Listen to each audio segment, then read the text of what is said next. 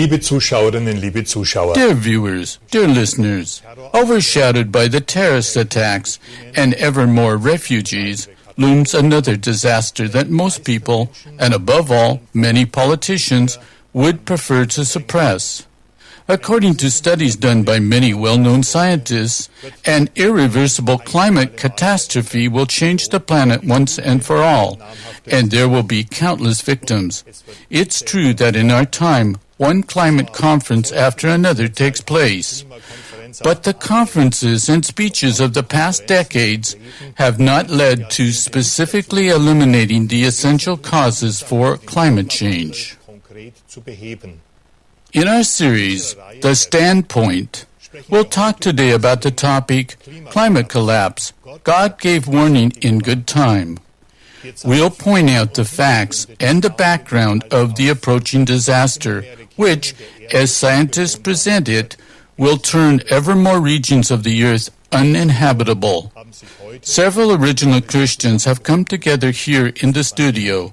Stefania, Matthias, Andreas, and my name is Dieter. To start, we'll present several reports that could be read in the mainstream media in November 2015 prior to the UN Climate Conference in Paris.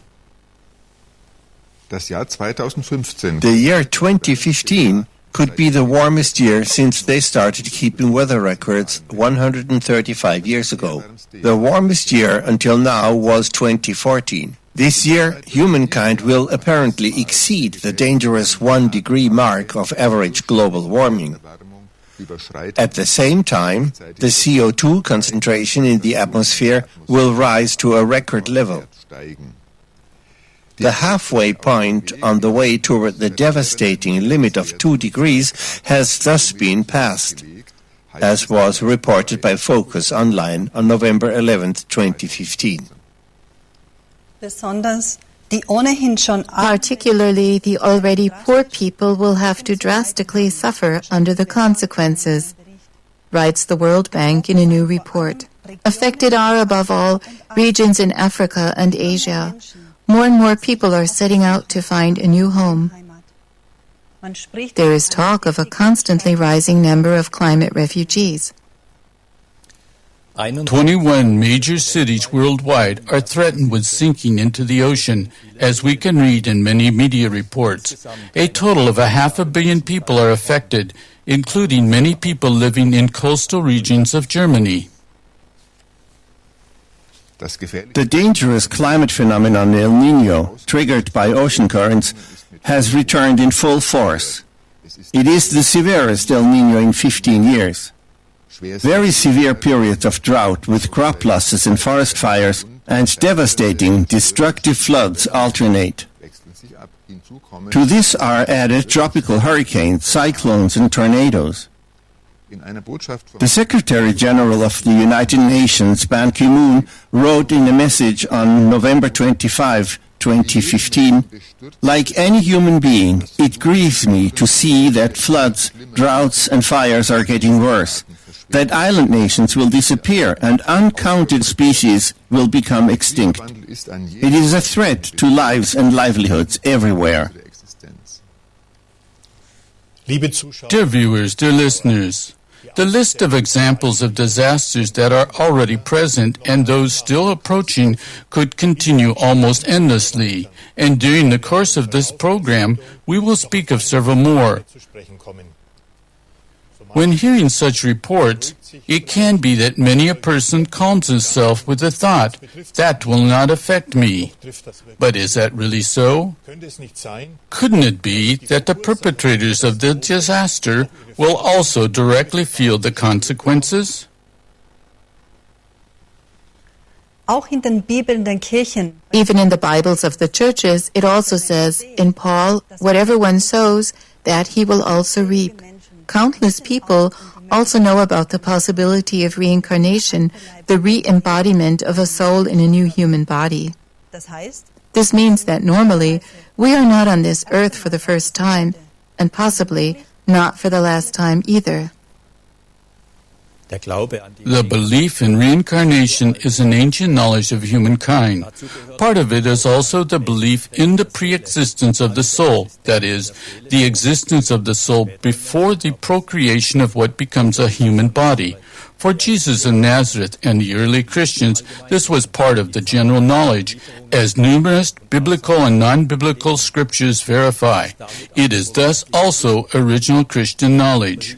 And so, many contemporaries of Jesus of Nazareth thought he was a reincarnated prophet, or his disciples asked him if a man born blind had created the causes himself for his blindness before his birth, or if it was his parents.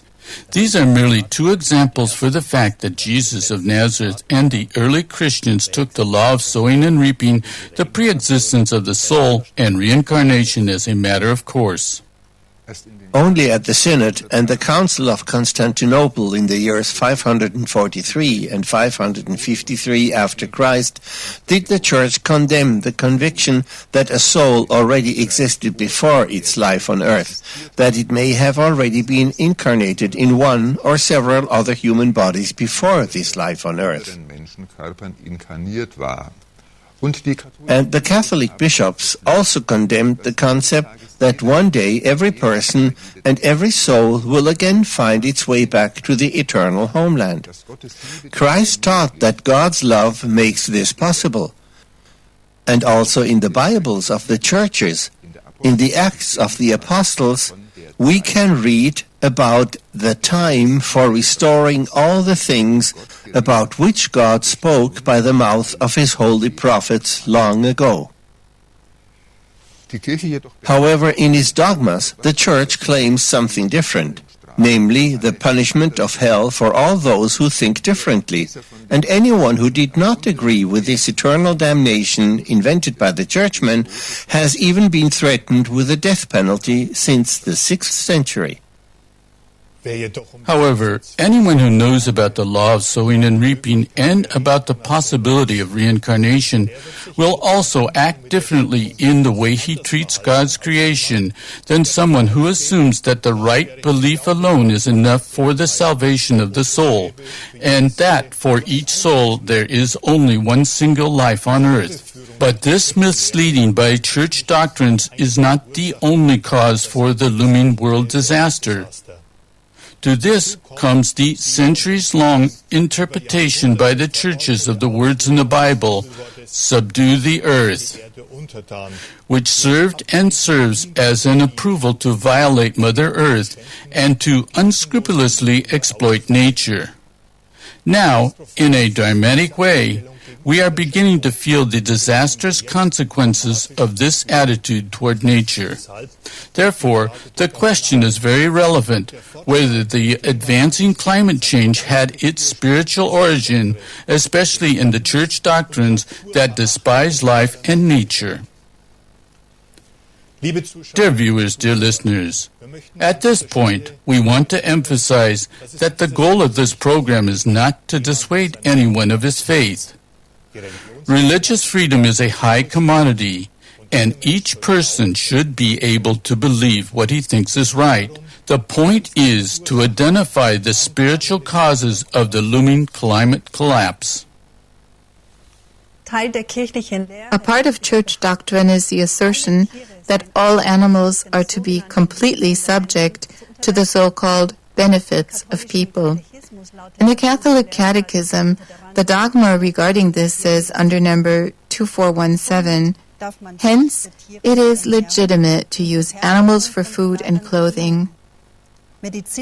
Medical and scientific experimentation on animals is a morally acceptable practice if it remains within reasonable limits.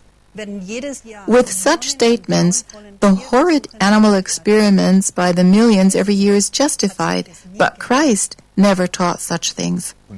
And the factory farming of the Western industrial nations, in which you help yourself to the animals for food, shares the responsibility for the climate change to a very high degree. Every piece of meat carries a miserable environmental accounting balance caused by the enormous emission of methane by cattle that are raised solely for meat consumption. Added to that is the tremendous demand for feed and water resources, which are exploited excessively for this. And as new studies verify, meat can also raise the risk for cancer, not to mention the unspeakable suffering of the billions of slaughter animals. Many know this, but hardly draw any consequences from it. Each of us is confronted daily with the cruel factory farming system, with all the side operations that are connected with it, including the destruction of the rainforests and farmlands on a huge scale for the meat industry. The reason for this, the greed for meat. Until today, large church celebrations take place every year that have become cruel slaughter feasts, because the caste of priests condones the murder of animals. I see it this way. The Catholic and Lutheran churches, worth billions, have obviously appropriated the word Christian merely for show, to deceive the people, because Jesus, the Christ, lived in unity with all of God's creation, and he also came for the animals. He abolished the animal sacrifices and taught the people not to eat their meat, as can be read in countless testimonies in the so-called apocryphal scriptures outside of the Bible, and which even the well-known church saint and compiler of the Bible, Jerome, admitted in the 4th century. He wrote, namely, the following: "The eating of flesh was unknown until the deluge, but after the deluge, the poison of flesh meat was offered to our teeth. But once Christ has come in the end of time, and Omega passed into Alpha, and turned the end into the beginning, we are no longer allowed, nor do we eat flesh." But what did the caste of priests teach instead, under the false label of Christian? Church saints disqualified God's creation, including all animals, as irrational and separated the allegedly rational human beings from the rest of creation. But the consequences of the climate change hit everyone. Industrial agriculture of allegedly irrational human beings, with its massive use of pesticides and fungicides, is at the same time the species killer number one, and the poisons also end up in the human body. And the massive use of antibiotics in factory farming, without which such a life-disparaging animal-killing industry would not be possible at all, now already harms the health of many millions of people. The destruction and poisoning of the environment, of nature, with all that lives in it, is meanwhile assuming such devastating proportions that it's merely a question of time until everything collapses. The question is no longer if, but when. And into what chaotic living conditions will the souls of people then be born when they reincarnate? Nothing on this earth happens by chance. For everything that happens here on earth, there are people or souls or whole groups that are responsible for the causes.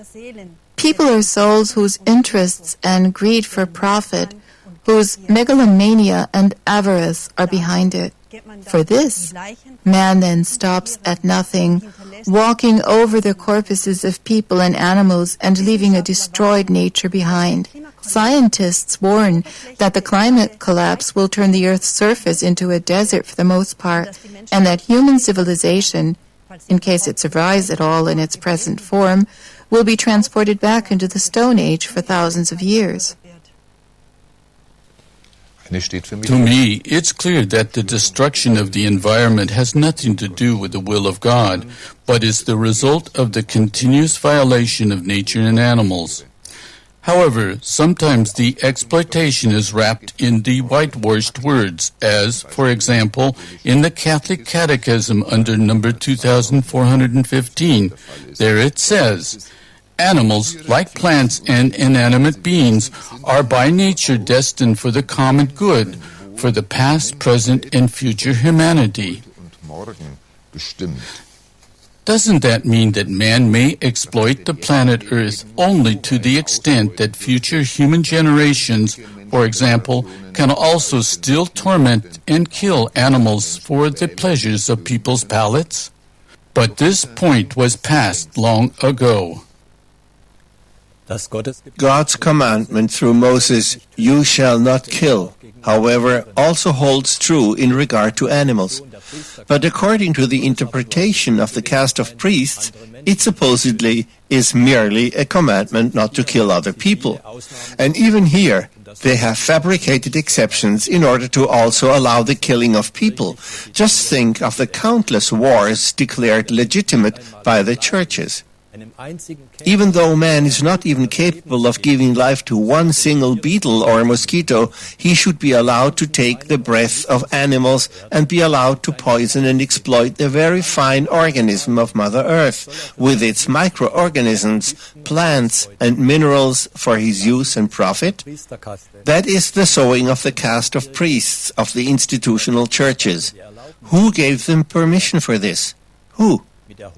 All this has nothing to do with the high ethics of Jesus the Christ of God, which also includes the care for the life of animals and for the dwelling planet Earth. As we already mentioned at the beginning, the priests' severe offenses also include the fact that until today they qualify and partially deny the validity of the iron causal law that reads, "Whatever one sows, that he will also reap." Even though it literally is in their own Bible, they instead attribute much negativity to an alleged mystery of an allegedly judging or punishing God.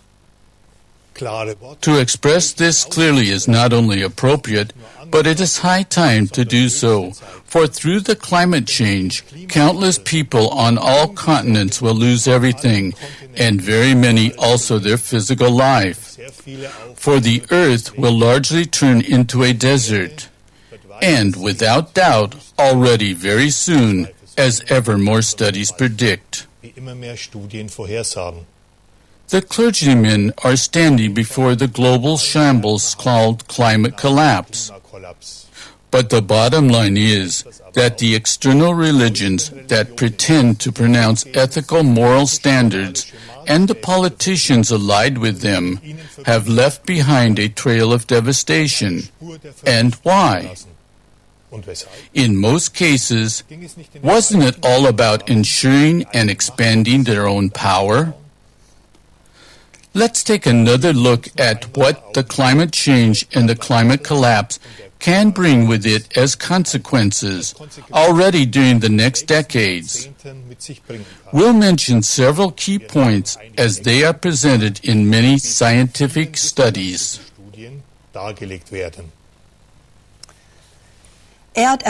Global warming with temperatures far above 40 degrees centigrade and long-lasting heat waves.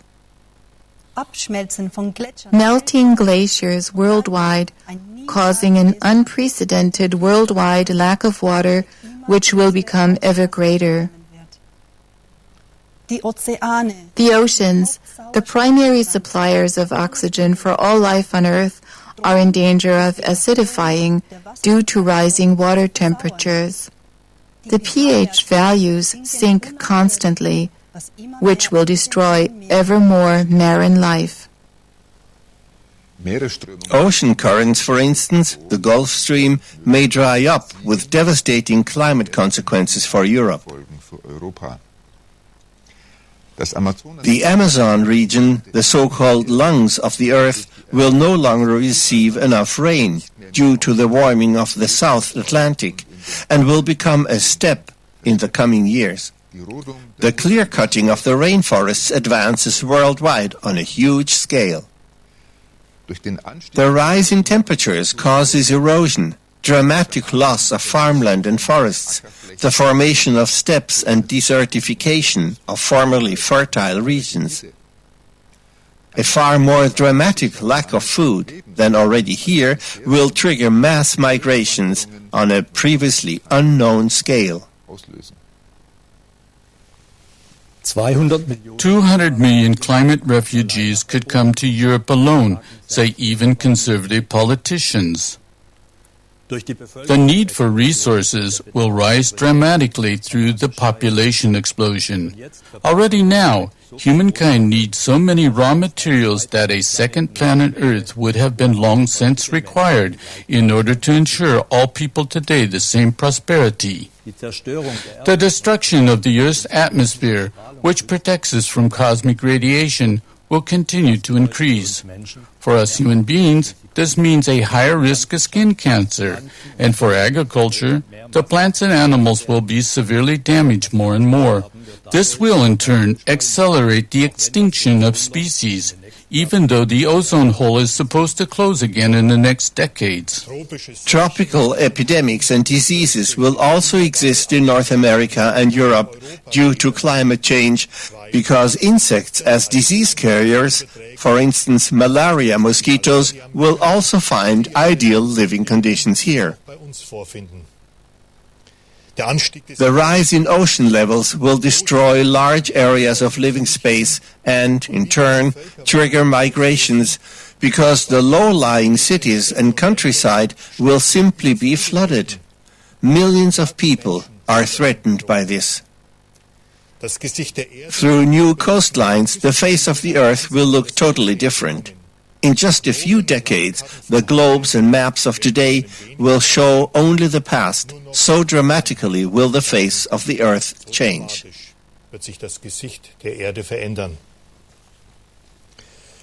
Storms and tornadoes with unprecedented wind speeds of several hundred kilometers per hour will raze huge tracts of land, leaving devastation behind.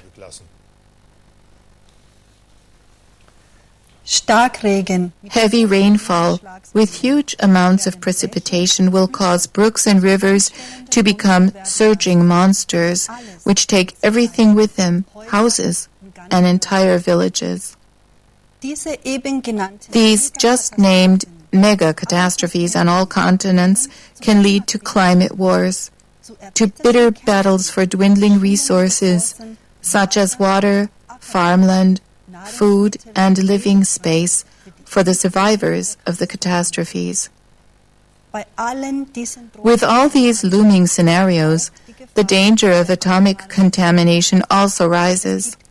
There is not one single safe permanent disposal site for atomic waste. But all these scenarios are still being played down. It's true that the prognoses of the climate politicians and scientists fluctuate regarding how quickly and how much the temperature will rise, but they all agree that it will come and that it is happening ever faster. If the leading industrial nations believe that they have until the year 2030 to continue to poison, damage and overexploit the environment, that's their responsibility. Let's not fool ourselves. Devil may care. That's the message that despite many a contrary protestation, the climate conferences are basically signaling to us. And this attitude is reminiscent of the deluge, that is, the flood of sins that led to the deluge. For whatever one sows, that he will also reap. That's also what it says in the Bibles of the churches. But in terms of this, everyone can put himself to the test. If we take the 10 Commandments of God and the Sermon on the Mount of Jesus of Nazareth as our personal standard, who can claim of himself that he has a totally clean slate? Today, it is still climate change. Tomorrow, it is already climate collapse. Day after tomorrow, it is indeed a new Stone Age and a worldwide desert. On the one hand, for those who perhaps survive the climate collapse, on another, for the souls that will come again in new human bodies to an earth that has become hostile to life, in order to expiate and to make amends for what they helped to cause as human beings on earth. If we consistently reflect on the spiritual principles that lie behind reincarnation, then it may very well be that many of those responsible for the climate collapse will be born again into the midst of its effects, into the misery and the suffering, either to expiate or to make amends, depending on the soul's degree of maturity. Je nach Reifegrad der Seele. The climate collapse reduces everyone to a common denominator, and no one will be able to escape it, not even through so-called death either. After the body passes on, all people are first of all souls, with all their own inputs of the positive and negative. They are nothing else. For the souls of countless deceased people, there will be no longer the opportunity to incarnate on the earth. For compared with today, only relatively few people will survive and live on the earth. But when these souls can no longer incarnate on earth, because the earth hardly still supports them, where then, in terms of the souls, will the personal harvest of their own sowing take place? Is its only option the painful expiation of its guilt in the purification planes of the beyond? What may this then specifically mean for the soul if it would rather incarnate in the disaster areas on earth? What kind of a world are we leaving behind for our children and grandchildren? Coming generations will have to suffer extremely under the climate change, and they will ask us, the older generation, why? And they will also ask for the names of those who are also responsible with others for the downfall of humankind. Anyone who has friends and acquaintances in faraway countries learns that in many places the climate change has already advanced much farther than the media response in Central Europe lets us assume. Even though in church circles they talk today about environmental protection and preservation of creation, the extent of what's coming and the guilt of their own institutions continue to be whitewashed and played down. What remains is an unprecedented collective irresponsibility. But one thing is for sure, it would not have had to come so far as indicated by the apocalyptic prognosis on climate change in the quoted press reports and key points previously mentioned. The global catastrophe could have still been prevented or later at least be moderated if, above all, the church leaders had accepted God's word through the mouth of a prophet in our time, instead of slandering and fighting it. Already during biblical times, God, the Eternal, always sent his prophets to the people when great changes were impending, at that time mostly through wars and plagues. Thus, also in our time, the spiritual divine world gave warning of the climate catastrophe and frequently admonished humankind to turn back and change its ways. Because God, the universal creator God, is love, he again sent a great prophet into this time of radical change, this time a great prophetess, Gabriele, to once more call people to turn back. Already at the end of the 1970s, the first messages from the Spirit of God were given through the mouth of a prophet regarding the state of this earth. In 1978, it was revealed. God spoke to the people, subdue the earth. He did not say, kill the life, be brutal to my creation. God is love. Thus he spoke from his love. If man follows the law of his love, he will live with all being in this great divine unity and harmony. Oh, could you only see how nature and the animal kingdom is suffering under the impact of humankind. So at that time, there was still the chance to turn back and to prevent the collapse. Subdue the earth, as understood by the Catholic or Lutheran or other denominations, however, is the downfall of humankind, which the climate collapse will prove. The admonishments soon became more urgent. In a revelation in 1980, the Christ of God compared the earth and the mineral, nature, and animal kingdoms with a human being and his organs. And he compared the earth's magnetic currents, for instance, to nerve pathways of human beings. Through Gabriele, he spoke to humankind in the prophetic word.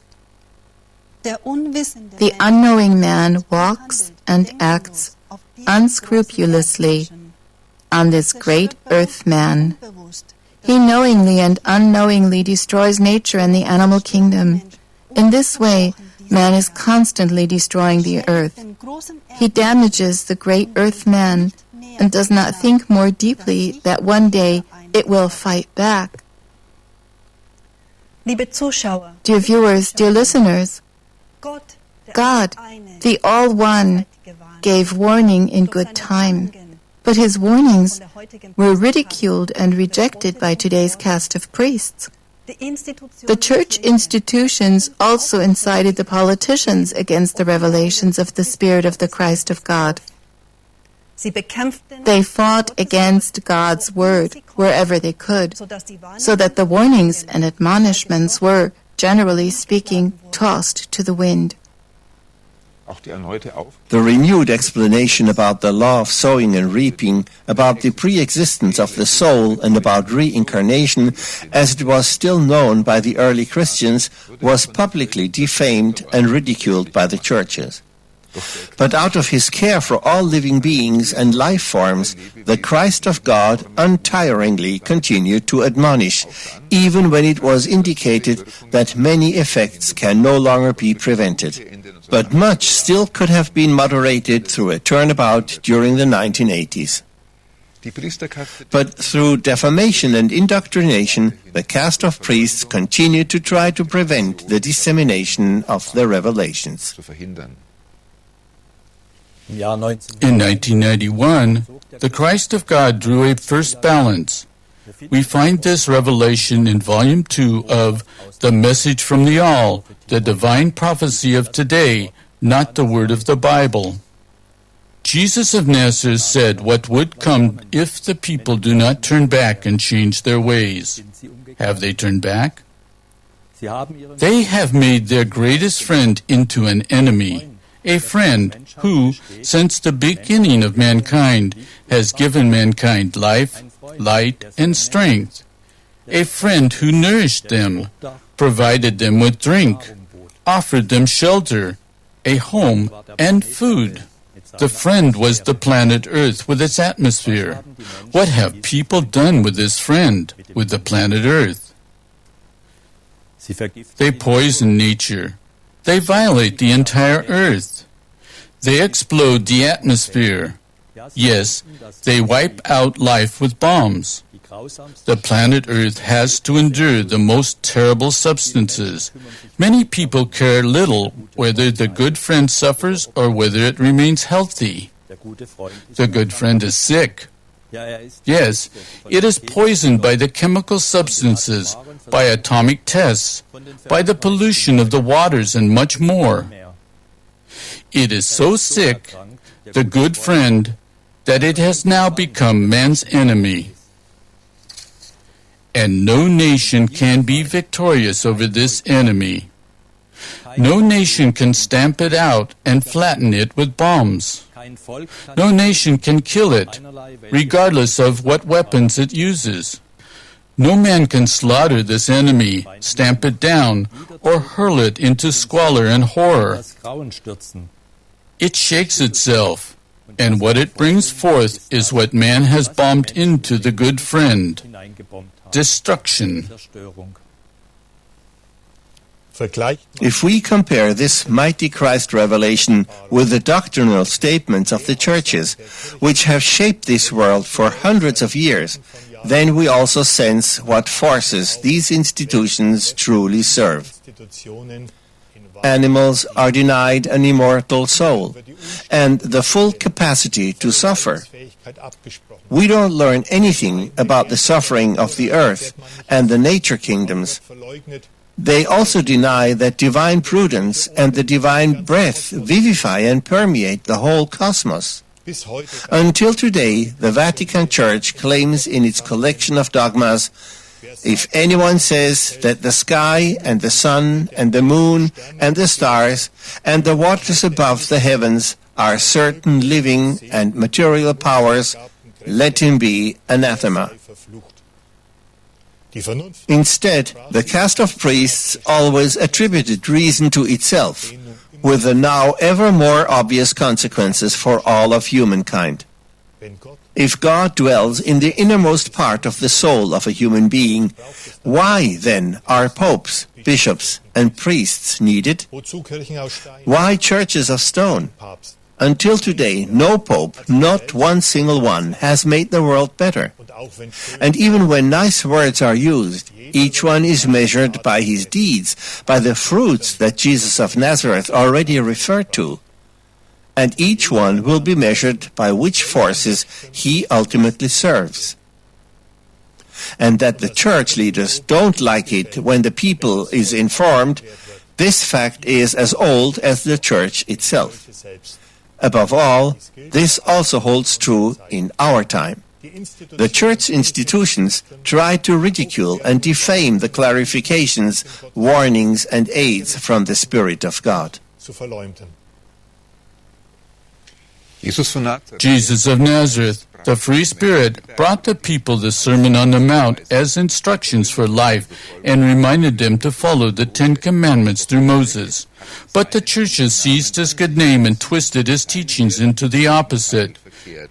Nearly every abuse of life, whether against humans, nature, animals, and minerals, was blessed by priests during the history of the churches, and Jesus of Nazareth was thus infamously betrayed, so that now the time is approaching when all of civilization will perish through this abuse and its consequences. Of course, each one is free to believe whatever he wants and to act accordingly. We do not want to dissuade anyone of his or her faith, but my concern is to inform about the fact that the mainstream churches practice fraudulent labeling, because what they teach and practice is not Christian. It may be Catholic or Lutheran or some other Protestant denomination, but it has nothing to do with the teachings of Jesus of Nazareth and God's word of revelation through his prophets. For this reason, may those who decisively share the responsibility for this development that we have pointed out in this program call themselves Catholic, Lutheran, or whatever, but they have no right to call themselves Christian. This also applies to political parties that call themselves Christian or even have Christ in their names. The average citizen also bears responsibility for the climate change, for no person can totally escape this. But each individual can begin to live according to higher ethical and moral values. For instance, everyone can begin in his personal life to respect the animals and nature as the life from God. It is never too late to decide to orient one's life according to the 10 Commandments of God through Moses and the Sermon on the Mount of Jesus. And in those places where we bear responsibility, our present life gives us the chance to change much toward the better. For at some point, each one will have to give an account of his life. Without exception, each person. Whatever one sows, that he will also reap. That is the cosmic iron law of sowing and reaping. It was not God who sent humankind its harvest. Man prepared it himself, whether it is now positive or negative. No external religion can change anything about this. We people are thereby left with the hope in the call of the Christ of God, save your souls by fulfilling step by step the 10 Commandments of God and the Sermon on the Mount before this world passes away. Dear viewers, dear listeners, with these indications toward the 10 Commandments of God and the Sermon on the Mount, we come to the end of our program. Climate collapse. God gave warning in good time. from our series, The Standpoint. Today, we take our leave of you with a warm greetings in God.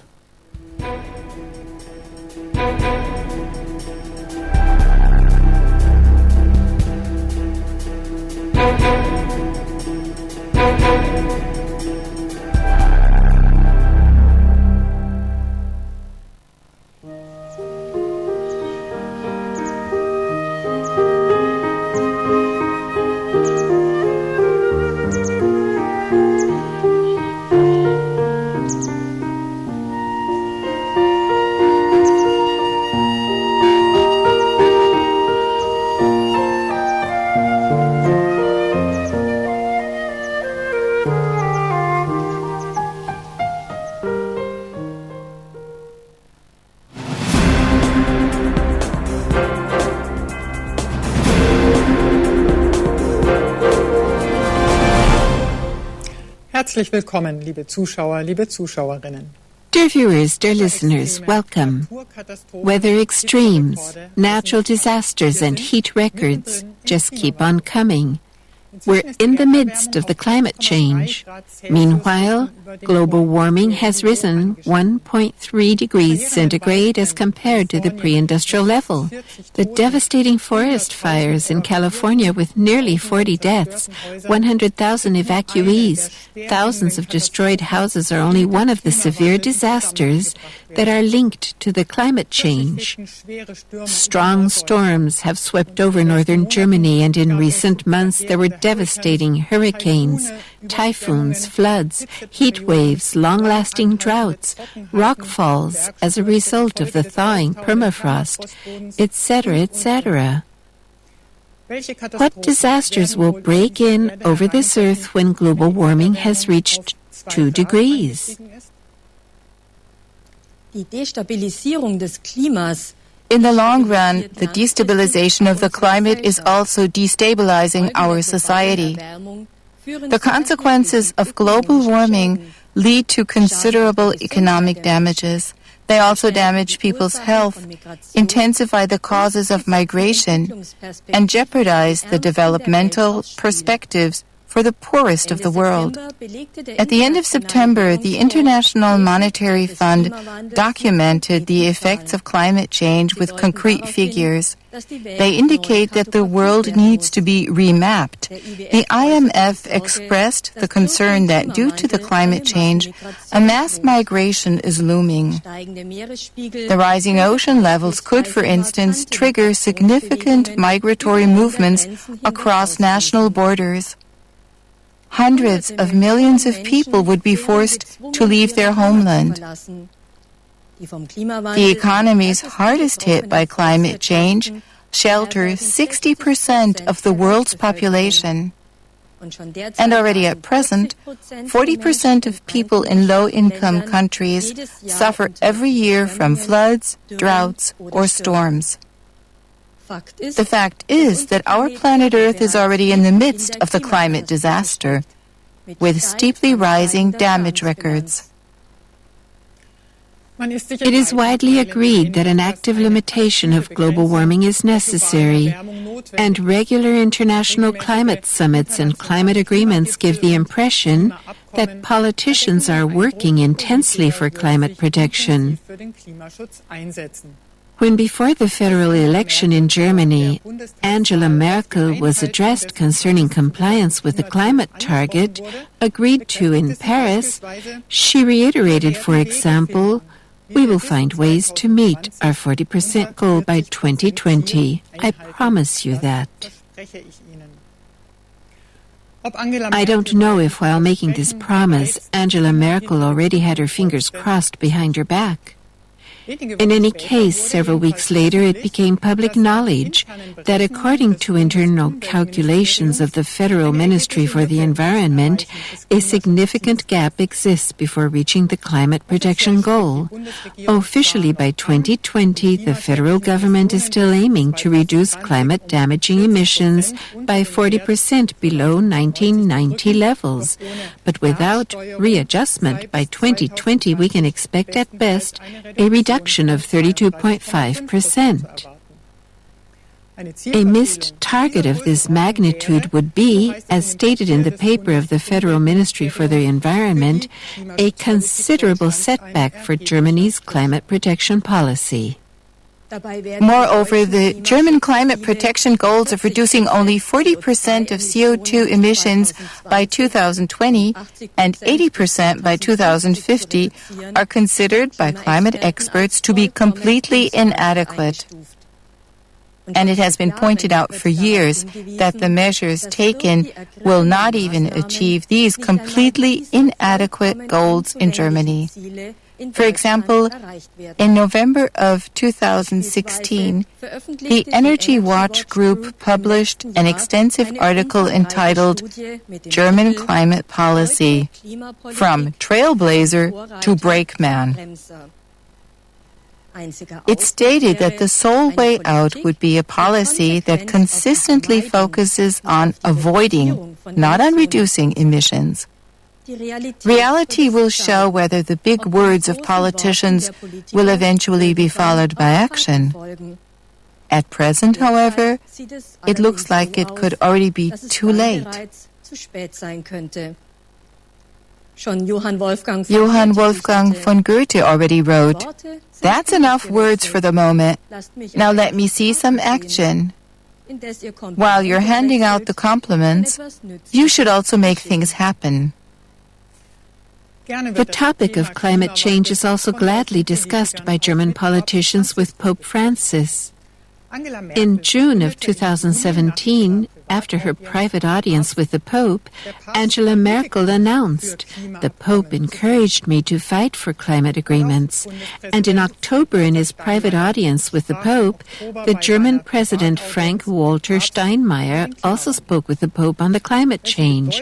It is not known what significance is actually given to the topic of climate change during these private audiences that take place under exclusion of the public. We cannot help feeling that neither the Pope nor the German government can have a serious interest in the fight against climate change. Or have you already heard a clear appeal to abstain from meat, for instance, from the Pope or the governing party with the C for Christian in its name?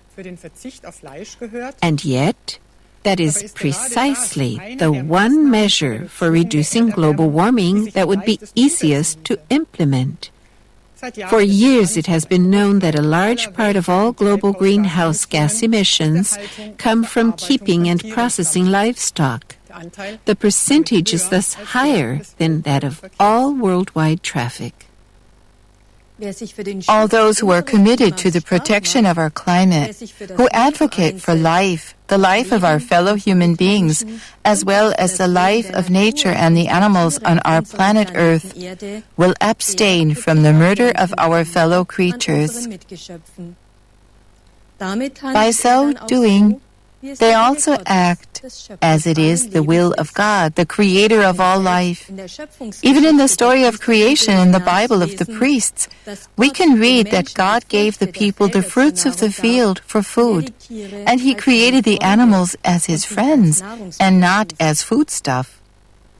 All those who announce the opposite and adhere to the tradition of killing clearly show which system they serve, the system of killing and of destroying.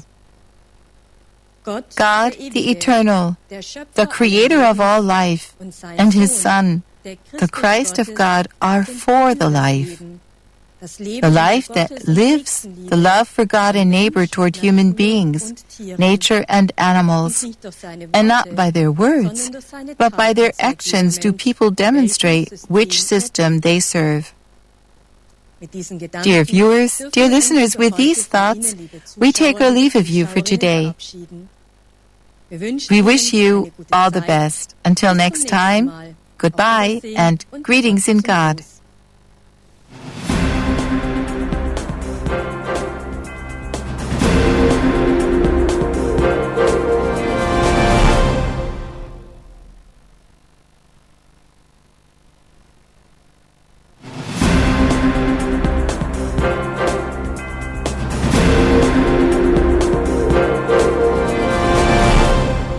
Herzlich willkommen, liebe Zuschauer, liebe Dear Zuschauerinnen. viewers, dear listeners, welcome. The right to freedom of religion and expression must be valid and defended everywhere. This demand was made by the Vatican Secretary for Relations with States, Archbishop Paul Gallagher, to the General Assembly of the United Nations on September 23, 2017 in New York, and stated, "We must block the flow of money and weapons destined to those intending to use them to target religious minorities." Moreover, Archbishop Gallagher urged members of all religions to always clearly condemn violence carried out in the name of religion. Zuerst stutzt man wohl über die Aussage des Erzbischofs. At first, one might startle at the Archbishop's statement that the arms trade should be stopped to all those who want to use them against religious minorities. Doesn't that by implication mean that arms trade is fundamentally legitimate from a Vatican point of view? This is a statement that may agree with Catholic doctrine, but in no way reflects Jesus of Nazareth's message of peace.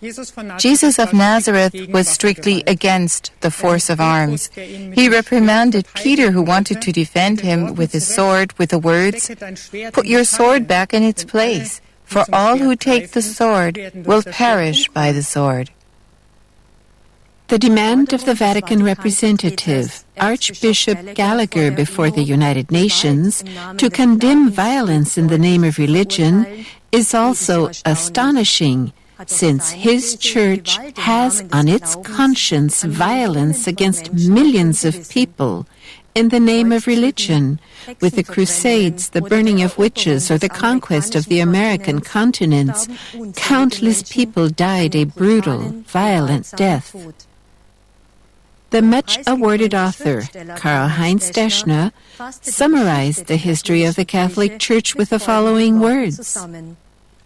After intensely studying the history of Christianity, I know of no organization in antiquity, in the Middle Ages, and during the present times, including and especially the 20th century, that at the same time is so long, so continuously, and so terribly burdened with crime as is the Christian Church, particularly the Roman Catholic Church. Although here we must be clear in saying that all this has nothing to do with Christ and his teaching of love for God and neighbor. Thirdly, with regard to the aforementioned statements by the Vatican Secretary for Relations with States, we want to turn to the Archbishop's rightful demand for the right to freedom of religion and expression, which should be valid and defended everywhere. To better understand the Catholic view of freedom of religion, we quote from the doctrinal declarations in the book by Joseph Neuner and Heinrich Roos entitled The Teaching of the Catholic Church, and there it says under margin note number 352, "The Church has the duty of watching with the utmost zeal over the salvation of souls. She must therefore with painstaking care remove and eradicate anything that is contrary to faith or in any way harmful to the salvation of souls." Thus, by virtue of the power accorded her by her divine author, the Church has not only the right, but also the duty of not tolerating, but of proscribing and condemning all errors, if the integrity of the faith and the salvation of souls require it.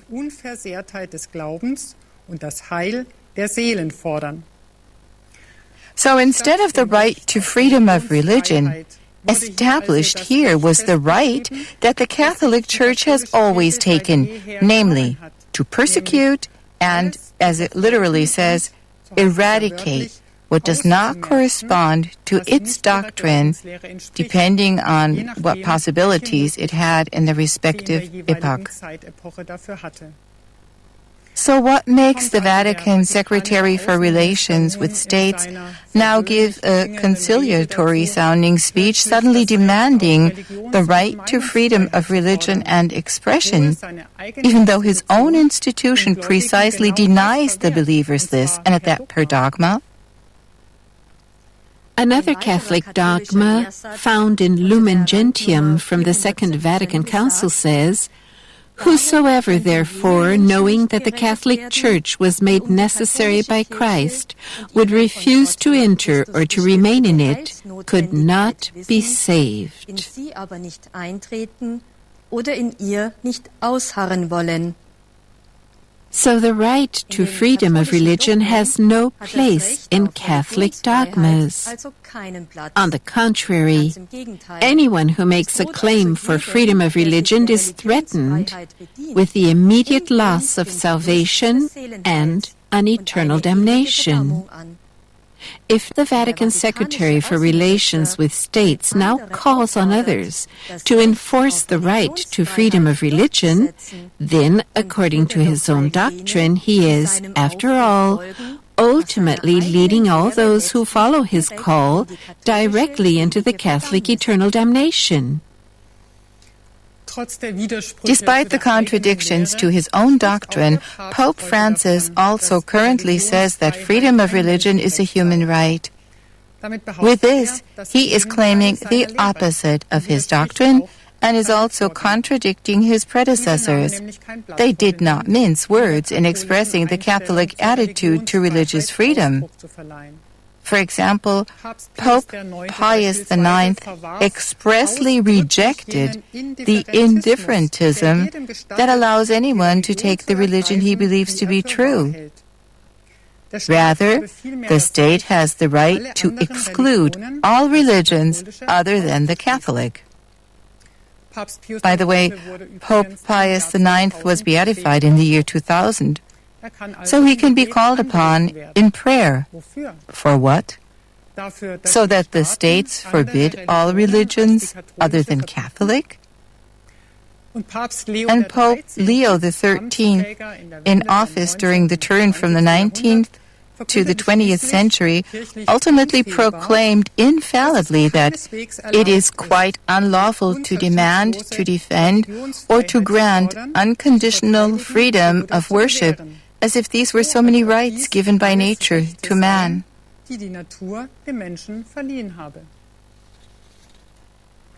The dogmas named and the cited statements of the popes reflect the Catholic doctrine, which a Vatican Secretary for Relations with States also has to represent as Archbishop.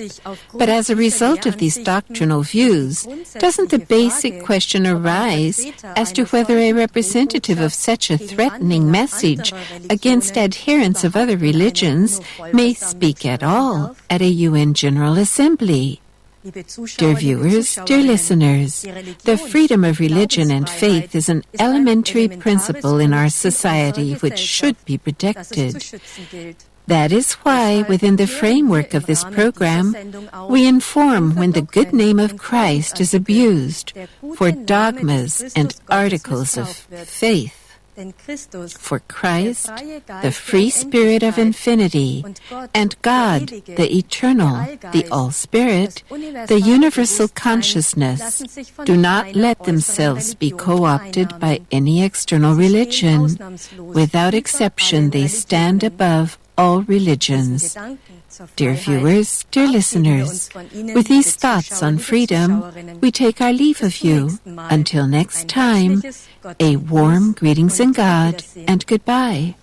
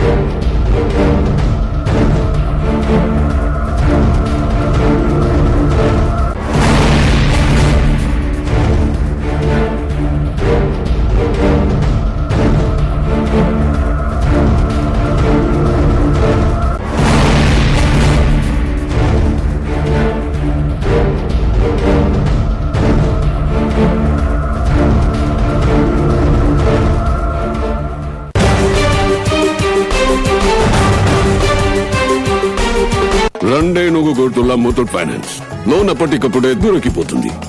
Loan part payment చేసి కొంత బంగారం వెనక్కి కూడా తిరిగి తీసుకోవచ్చు. మీరు మీ బంగారంపై over draft facility కూడా పొందగలరు. ఆలోచన మార్చండి. లాకర్ లాంటి జైలు నుంచి మీ బంగారాన్ని విడుదల చేయండి. జీవితంలో ముందుకు సాగండి. 9946901212 పై కాల్ చేయండి. తెలంగాణ పితామహుడు శ్రీ కేసీఆర్ మా అమ్మ శోభమ్మ తల్లిగారుల ఆశీస్సులతో స్నేహశీలి అన్న అని పిలిస్తే నేనున్నాను అంటూ పేద ప్రజలకు ఎల్లవేళలా అందుబాటులో ఉండే వ్యక్తి